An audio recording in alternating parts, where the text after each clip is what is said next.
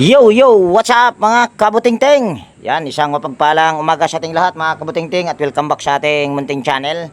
Ngayon ay araw ng Miyerkules at mayroon tayo ditong home service na isang stand pan na ang brand ay Eureka 16 inches. Ito ay nag-comment lang sa aking YouTube channel pero minsan na rin akong naka-repair dito. Pero ito hindi ko alam kung ako ay naka-repair na ba dito sa isang stand pan na ito. At kahapon, yan, wala tayong upload dahil tinanghali ako. At andito kasi tayo ngayon sa Maasin. Ang lugar na ito ay, kung hindi ako nagkakamali, ay Monte Cueva. Yan, sa kupito ng Maasin. So bago ko ito umpisahan, yan, disclaimer lang.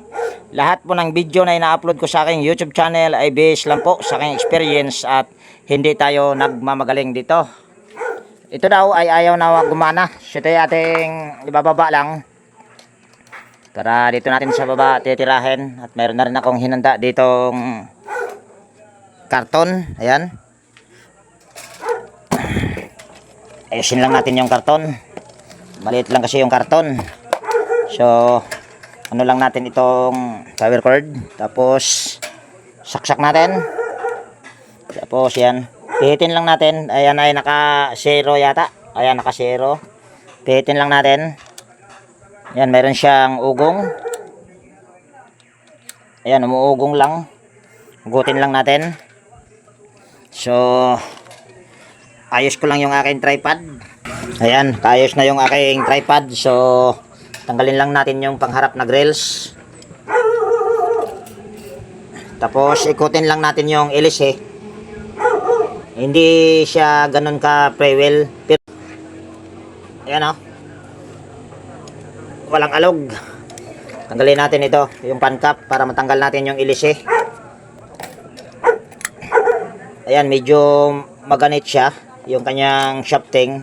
Kanina nakaikot lang yun ng medyo ano, dahil mayroon siyang hélice, pero pag tanggalin mo yung hélice medyo maganit, napakatigas. Tingin ko binuhusan ito ng langis or mantika dahil basa-basa pa. Matigas. Napakahigpit sa pagka-lock. So ito ay ating babaklasin at para malaman natin kung ano yung pinaka problema ng electric pan na ito.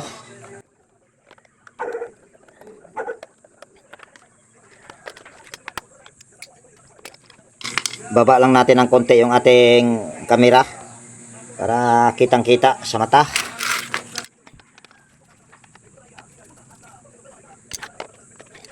Maya na natin pagpagan. Yan, ito pala ay nirepair ko na dati.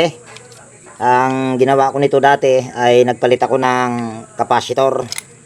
Dahil kung makikita nyo ay itong capacitor na ito ay hindi niya na ito original. EX yung brand, tapos nakalagay ay tube na. Madalas ako sa ganyan. Kaya ako nang nag-repair nito dati. Pagpagan lang natin. Yan, tanggalin natin itong tornilyo sa kapasitor para ma-check natin yung kapasitor kung ito ba'y okay pa.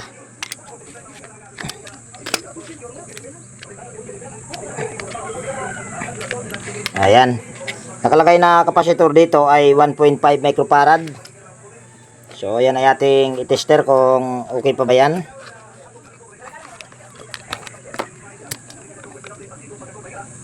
Yan, on lang natin itong ating tester. Tapos select natin ito sa OL. Ay, dapat ay sa capacitance pala. Sorry po. Tingnan natin. Wala na. Wala na tayong na-reading. Nakalagay na lang dito sa baba ay nanofarad NF. So, ibig sabihin, ito ay may problema na yung kanyang kapasitor.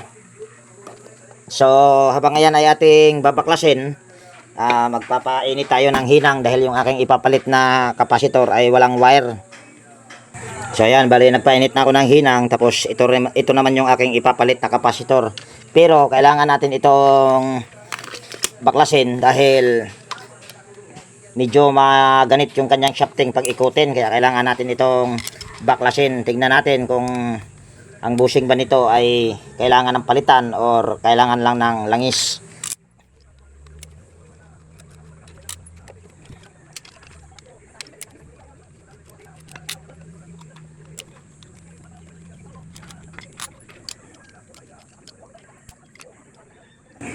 Yan, kung makikita nyo, ay pagka hugutin ko siya, sasabit yung pinaka-rotor dito sa kanyang winding. Kaya ang gagawin natin dyan ay wag nating ipilit. Dahil kung ipipilit natin yan, pwedeng madisgrasya ang motor. Kaya dito tayo. Tagalin muna natin itong kanyang C-clip. Tapos may mga buhok. So yung housing lang ng pangharap ay tanggalin natin. Kaso matigas din. Kailangan muna nating lihain yung shafting. Ayan, mayroon na tayo ditong liha. So lihain lang natin.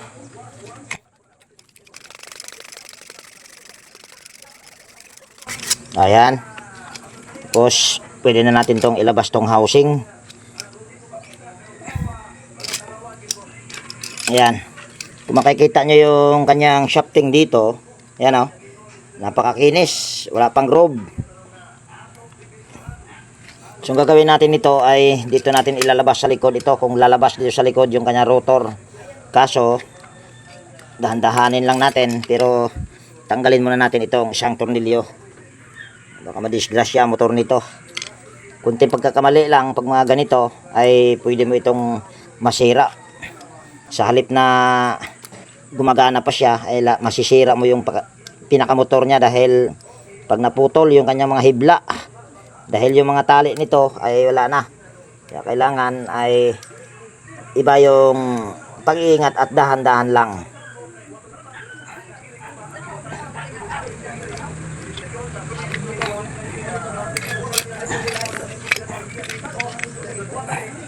Check lang muna natin kung wala ba tayong napatid or wala ba akong napatid. Ayan, wala naman. So ayan ay ating tatalian ng cable tie. Ayan. Ayusin lang natin itong mga panaklob. Ayan, talian muna natin ito. Bali ito ay may fuse pa.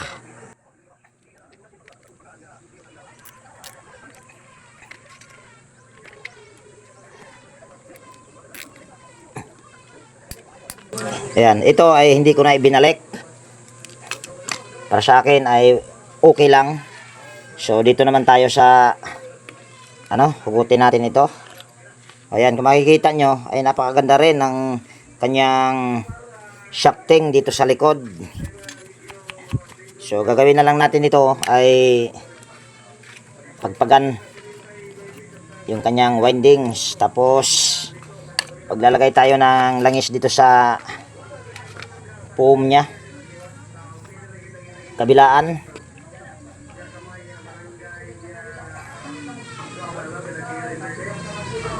Ayan, mali ha, hindi masyadong basa. Okay na yan.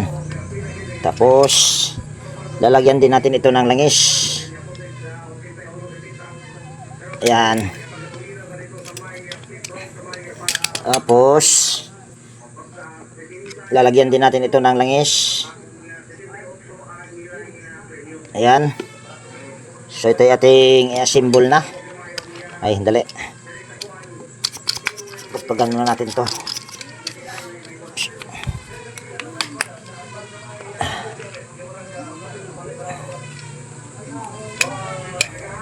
So dito tayo mag-una sa likod dahil hindi ito magkasya sa harap. Yun ang bantayan nyo pagka yung rotor ay hindi makapasok sa harap. So idaan nyo na lang sa likod. Pero meron ding kahit sa likod ay hindi siya maipasok. Kaya ang gagawin nyo, dahan-dahan talaga para hindi madisgrasya ang motor. Sayang din kasi kung masira ang motor. Kaya mali na yata ako Dali ha. Dito ko to ilusot.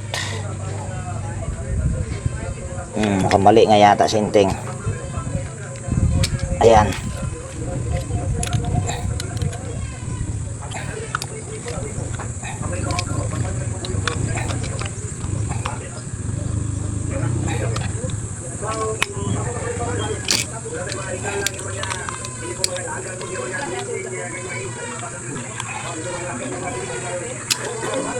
O, ganyan. So, ito ay ating itornilyo na.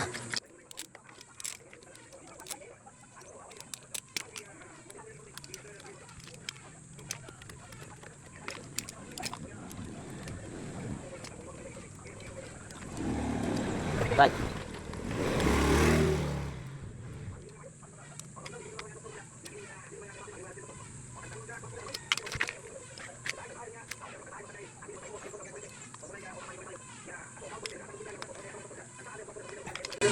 Ayan. So, ayan, kung makikita nyo, ay pre-wheel na siya. Ayan, o. So, ito ay natuyuan lang ng langis. Pinakasira nito ay kapasitor. Pinakasira. Kaya siya umuugong na lang. Kalain mong bushing. Pero, napakaganda pa ng bushing. Yun nga lang ay umuugong na lang. So, itong wire na ito ay puputulin ko lang ito. Tapos, ililipat ko lang dito sa aking ipapalit na kapasitor itong wire na ito dahil wala itong wire. Kung ito naman, mukhang abot. Huwag na. Para walang dugtong.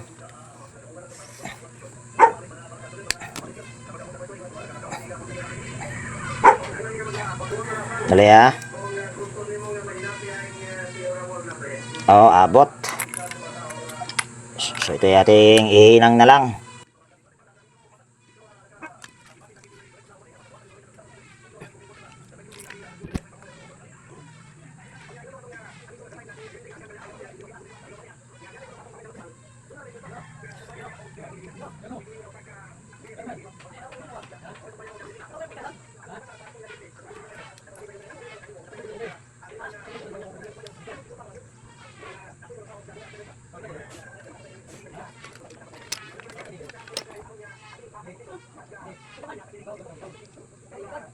Ayan, tornilyo lang natin itong kapasitor dito.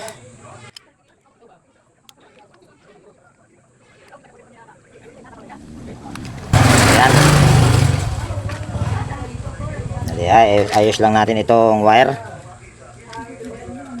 Ito yung ating lagyan ng cable tie, tali. Itali natin ang cable tie.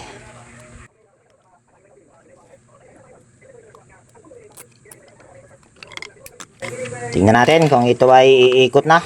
Ayan, nakapatay naman. Ayan, saksak ko lang dito yung power cord.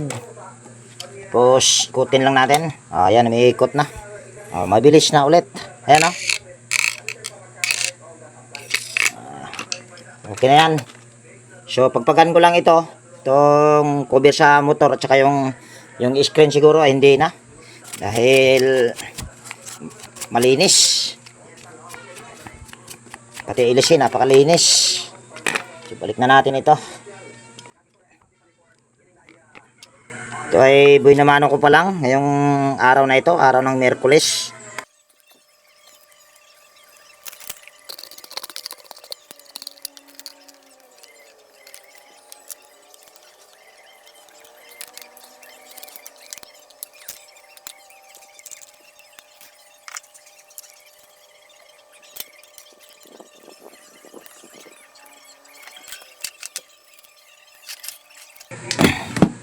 Ayan,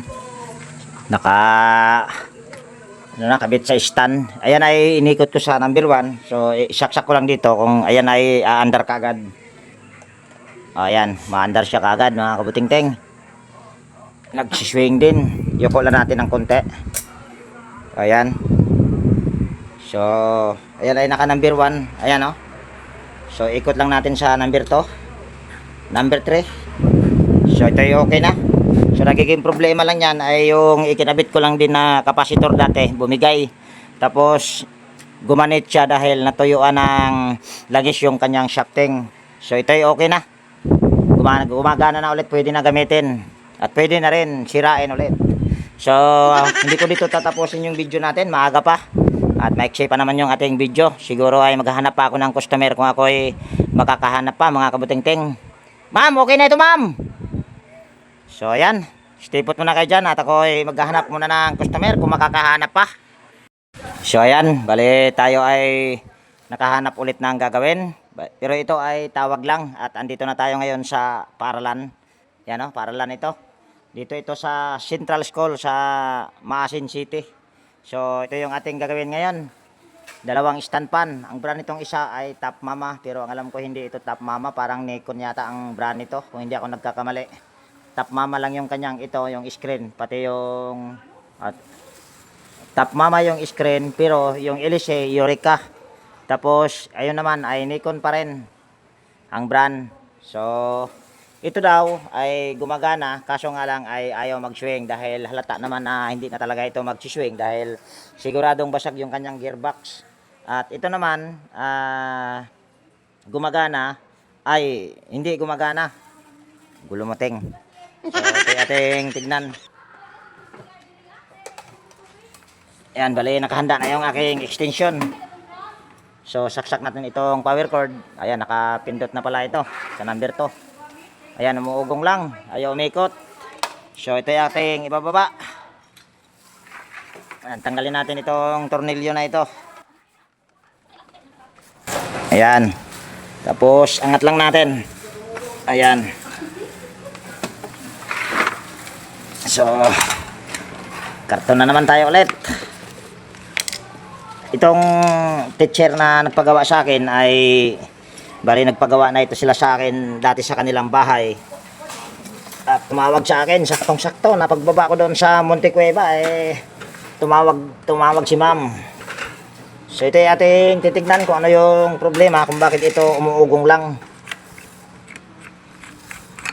Basag. Basag yung kanyang ilis eh. Sigurado ang busing dahil kinayod na. So ito yung ating baklasin. Wala nang paligoy-ligoy. So ayan, kung umabot kayo dito sa bahaging ito, yan, ako po ay taos pusong nagpapasalamat po sa inyong panonood. At ganun pa man yan, maraming salamat po sa inyong patuloy na suporta dito sa aking munting channel. Yan, maraming salamat po, lalong-lalo na sa mga silent viewers, organic viewers, sa mga solid kabuting-ting dyan, at sa mga kaibigan ko sa YT. Yan, maraming salamat po sa inyong lahat, at mega love shout out po sa inyong lahat. At kung bago kayong napadpad dito sa aking munting channel, baka pwede pong hiningin ko po ang inyong pag-subscribe. Ayan, ginawa na rin din pala ito. Pinalitan na ng kapasitor. Pero yung kapasitor, palitan na rin natin ito dahil parang, hindi lang, parang lumubo na siya. So, pagpagan muna natin ito. At nirekta na rin pala ito. Ayan, nakarekta na. Pero hindi ako ang may gawa niyan. Dahil first time ko pala ang naka-repair dito sa... Kagwang. Dito sa Central School. Nako, patay. May sounds. Nagpa-sound si ma'am. Pero, pakiusapan ko muna na baka pwedeng wag magpa-sounds. Ayan, wala nang sounds. Buti mabait si ma'am. Napakiusapan na patayin na lang yung sounds. So ito yung ating puputulin na itong wire na ito dahil papalitan natin ito ng bagong kapasitor. So baklas natin. Siguro hindi ko na ipakita yung pagtanggal nitong 4 na tornilyo para nang sa ganun na hindi rin mahaba yung video natin. At pati itong tornilyo na ito, tanggalin din natin yan. Ayan, bali natanggal ko na yung mga tornilyo. So ito yung ating iangat lang. Dito sa likod, medyo may kagaspangan na rin yung kanyang shafting. Siguro palitan na natin magkabilaan. Nako, patay tayo nito. Bakit ganito ang pag-bypass nito? Ayan, tanggalin muna natin itong kanyang electrical tape. Ayan, pwede na. Pagpagan na natin itong kanyang rewind.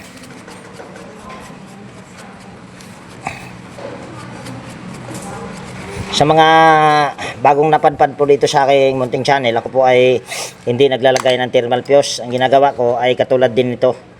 Yan, kaso hindi maganda lang yung pagkagawa ba. Pero nilagyan naman ng cable tie para hindi siya kumalas. Okay rin yan. So, dito tayo sa pinaka sira niya. Dito na lang tayo maguna. Ayan. Tanggalin natin ito. kanyang bushing sa likod. Dahil sabi ko, papalitan natin ng magkabilaan para tumagal, para magamit ng mga magigiting na estudyante. Agay.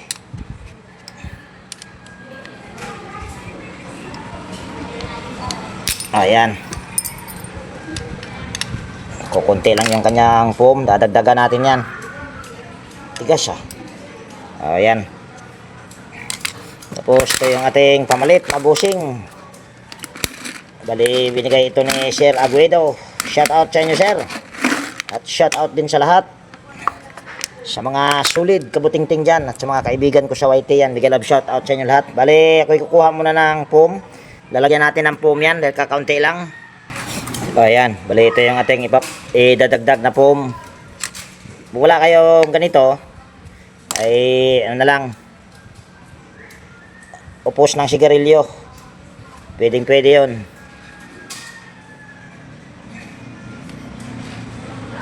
Bali hinati ko lang dahil para mapasok dito.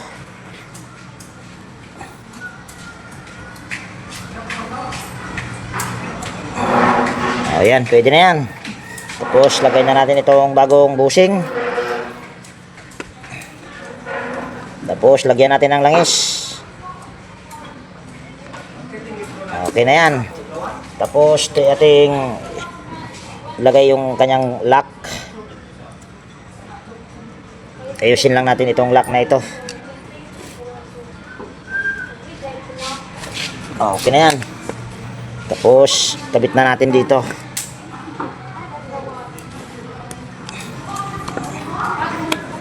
Ayan, pag mga ganito madali lang ikabit ang bushing. Tapos try natin alugin yung bushing kung maalog or magagalaw. Ayan, hindi magagalaw, ibig sabihin okay na ito. Ayos lang natin.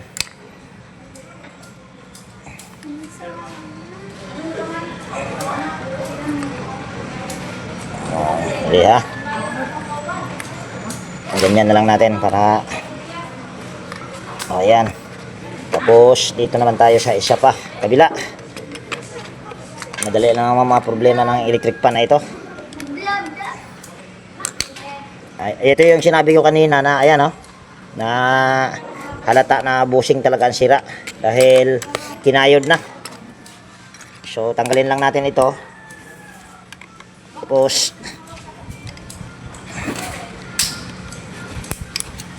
nako, patay.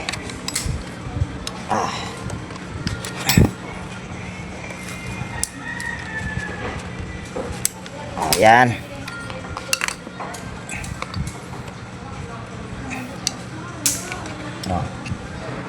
So magdadagdag din tayo ulit ng foam dito sa kabila dahil kakaunti lang.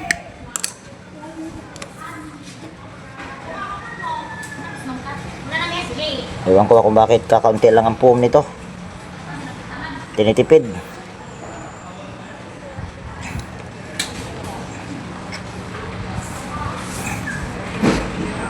Okay na yan. Tapos lagay natin itong bagong bushing. Tapos langis. Okay. Ayos ko lang itong lock dahil na-dislocate. Okay na yan. Tapos balik natin dito.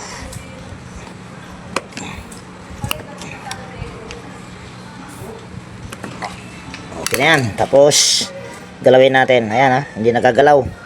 Ibig sabihin, yan maganda pagkalagay sa lock niyan.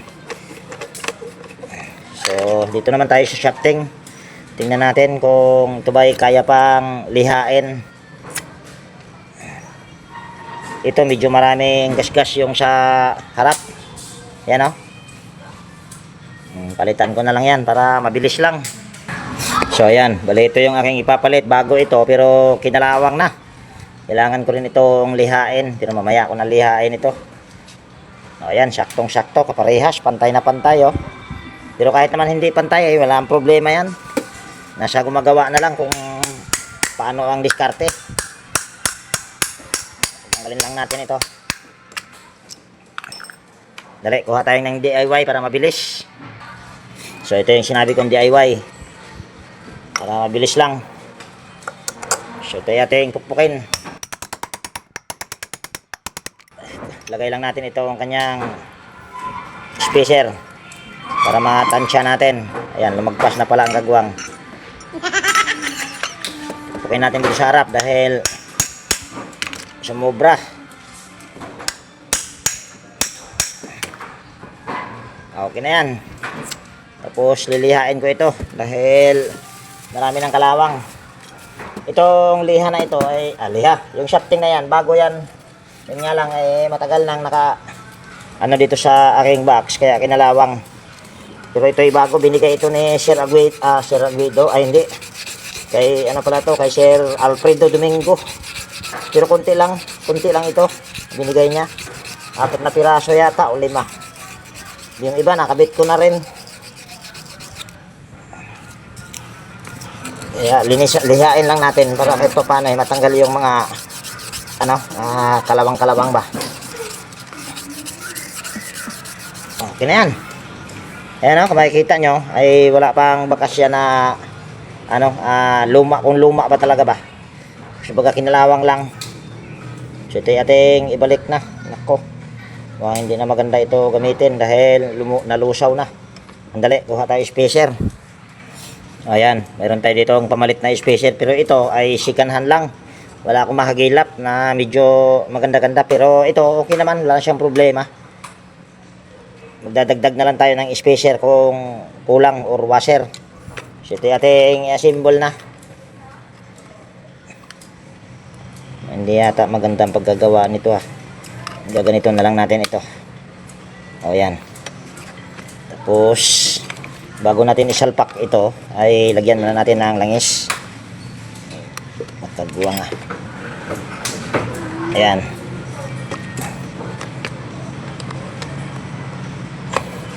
Tingnan natin kung okay ba. Okay. So ito ating isalpak din dito.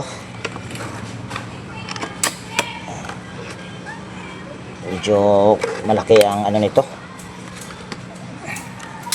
Malaki ang play nito sigurado. Ayan malaki. Lalagay tayo ng washer.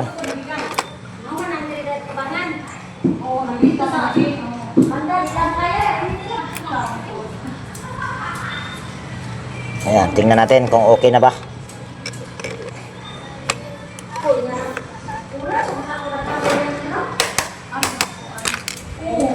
Ayan, okay na ito. So lagyan ko lang ng tornilyo. 4 na tornilyo lang muna ang aking kabit dyan. Ayan, bali natornilyo ko na yung 4 na tornilyo. Ayos, tingnan muna natin ito. Nagkaganito na ito. Ayan, ito talaga yung patunay na ito hindi ako ang unang nag-repair dahil kahit kailan hindi ako gumagamit nitong masking tape. So ayan ay aking ayusin lang, balutin ko lang ulit sa electrical tape dito at siguro hindi ko na ipapakita. At ganoon din yung pagkabit dito sa aking ipapalit na kapasitor. Ito ay 1.5 microfarad. Itong bagmaga nito 1.5 lang talaga ang nakalagay dyan. Ito kasi ay kailangan nating palitan dahil yan kung makikita nyo ay lumubo na siya. Kaya papalitan na rin natin ito. Ito na lang muna ang aking ayusin. Ayan, bali nalagyan ko na siya ng electrical tape tapos tinali ko na lang sa cable tie para siguradong ayan ay hindi kakalas yung kanyang electrical tape. Ayusin lang natin ito tapos ito yung lalagyan ng tornilyo. Yan, natin ito.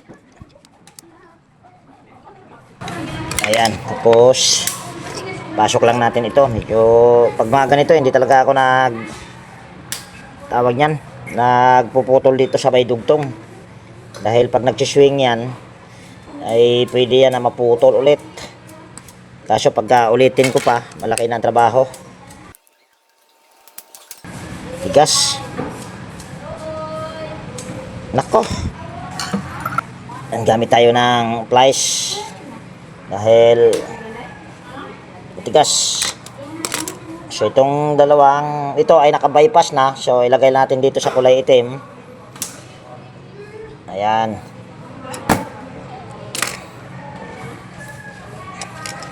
Ulitin na rin natin ito. Tas mitnan to ni ma.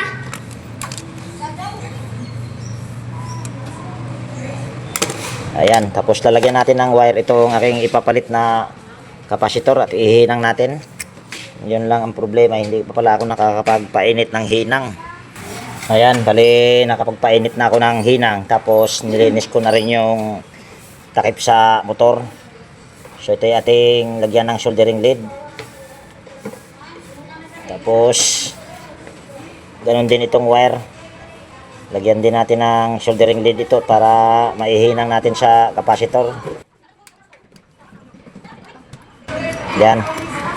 Sinang lang natin dito. Nako, natanggal. Ayan. Tapos lagyan natin ng ano yan, tube. Para iwas disgrasya. Ito, bakit ayaw? May magkasya. Ito na lang.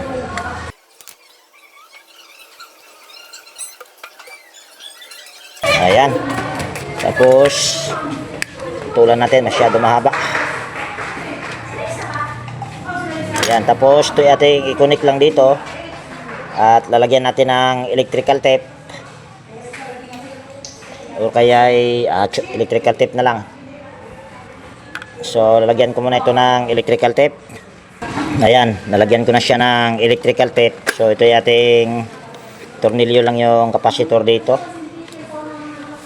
Check muna natin ito kung mayroon pa ba itong bulitas. Uy.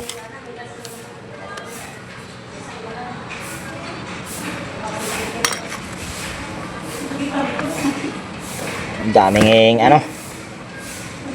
daming grasa. Ayun, isang bulitas na lang. Ito na lang ang mayroon. Dito sa kabila wala na. So hanap lang ako ng bulitas.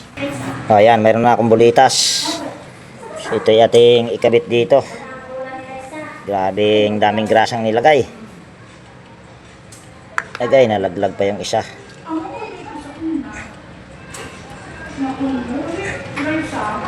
Ayan. Daming grasa.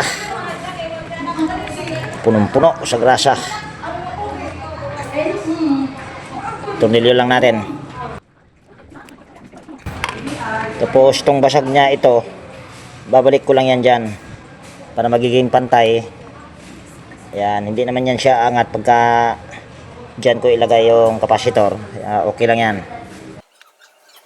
Okay. Tornilyo lang natin itong kanyang swing arm.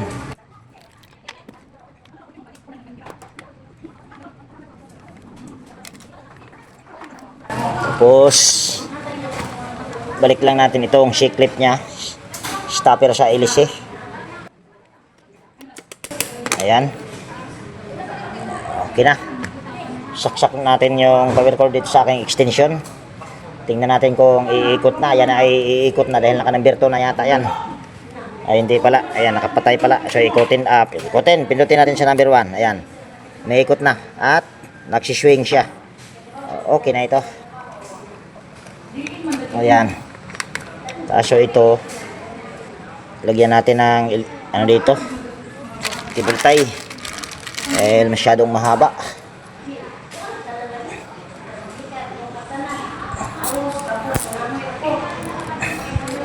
So ito yung ating assemble na. Lagyan natin ng hélice at saka screen. Ayan. So ito yung aking nilinis na kanina habang ako'y nagpainit ng hinang, kaya salpak na lang tayo. Itong aking walang masyadong magnet. Wala kasi akong speaker.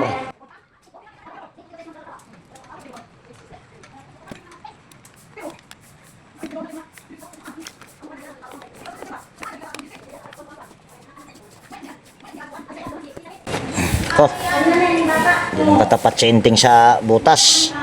Ito ay hindi ko nalalagyan ng knob dahil para lang naman ito para hindi makagawa ng hangin yung mga estudyante. Lalagyan ko pa ito ng na mag-aagawan lang sila. Hindi nakatama sinting sa butas tumama na pala. Akala ko hindi pa.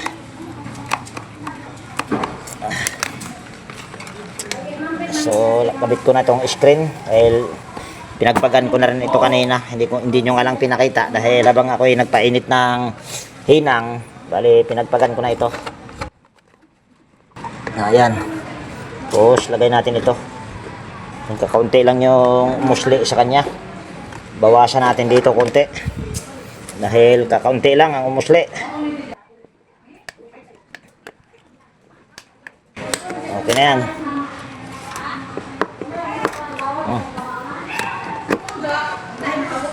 Isa na yung lock nito. Lagyan natin ang lock.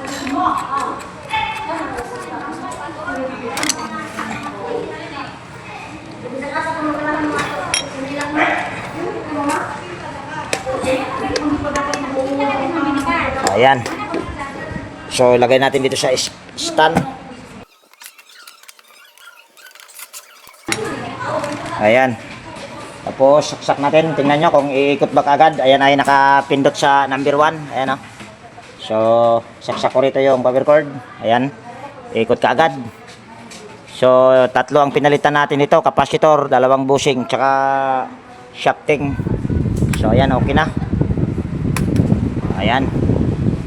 Bali, 2 klaseng electric fan na ginawa natin ngayon na umuugong lang pero magkakaiba ang sira. So ito yung ating ugutin. Pati ito, ugutin na rin natin yan dahil ito naman ay gumagana, sabi ng mayari or sabi ni ma'am. Ito yung okay na. So ibababa ko lang ito. Nako, matigas. Nako, matigas nga. So hindi ko na ipakita yung pagbaba niyan. Ayan, ito na. So testing muna natin kung ito ba talaga ay umiikot. So saksak ko lang dito yung power cord. Ayan, umiikot nga. So ang problema lang nito ay basag yung kanyang gearbox. Ayan, basag na basag. So tanggalin natin itong tornilyo sa swing arm or kaya ay hindi na. Diretso tayo dito. Madali lang ito dahil basag lang yung gearbox. Papalit natin ito, second hand lang pero matibay dahil pundido or aluminum ang ating ikakabit.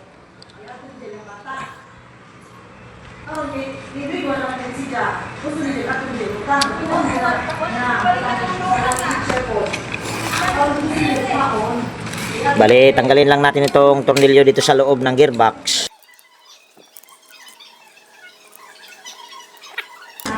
Ayan. Tapos, bali-palitan na natin yon. So, ito yung ating ipapalit. Ayan second hand lang pero matibay dahil hindi siya plastic. So, ito yung ating isalpak lang dito. Tapos, ito rin yung ating gagamitin. Ayan, tapos tornilyo lang natin yan.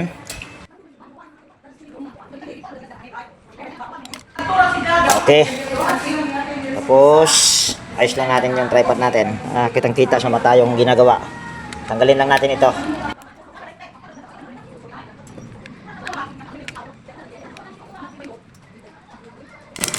Oops.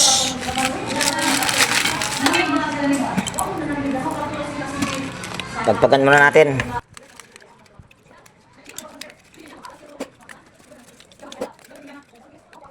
Lagyan natin ng langis. Tapos tornilyo na natin ito. Itong gearbox.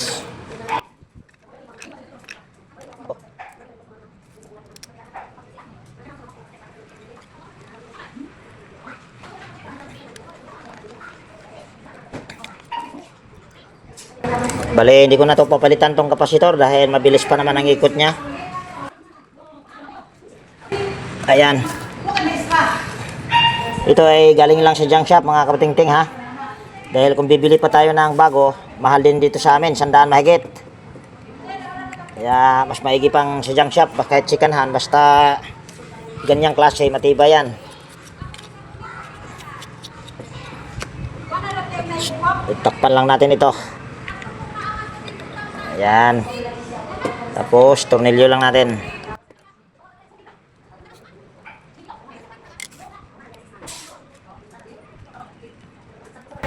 Ayan.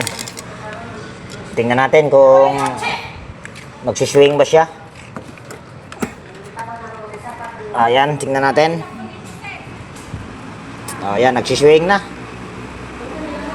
So, gagawin ko lang nito ay lalangisan ko lang sa harap. Siguro tingin ko nito ay nilinis ito ng mga magulang. Dahil may mga magulang dito sa loob ng room. Naglilinis. Baka nilinis na ito. Ayan, langisan na lang natin ito dito. Para magiging swabe yung ikot palalo. Ayan, pre-wheel na pre-wheel ito. Ayusin lang natin yung kanyang guard lock. Ayan. Ma'am, may ma'am, may magpa-adyo pa? Mayroon pa? Pila ka bukpon?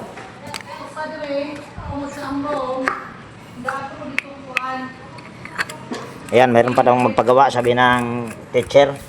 Nirekomenda kasi nila ako dahil nasubukan na nila ako na mag-repair. Kaya, ayan, nirekomenda ko ng nagpagawa nito na teacher din. Ayan ang maganda pagka ganitong parlan, maraming re-repairin. So, linisan ko muna ito. Madumi.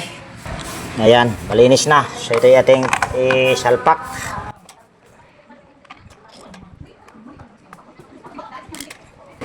Patayin muna natin. Lagay natin sa number 1. Tapos, lagay natin sa stand.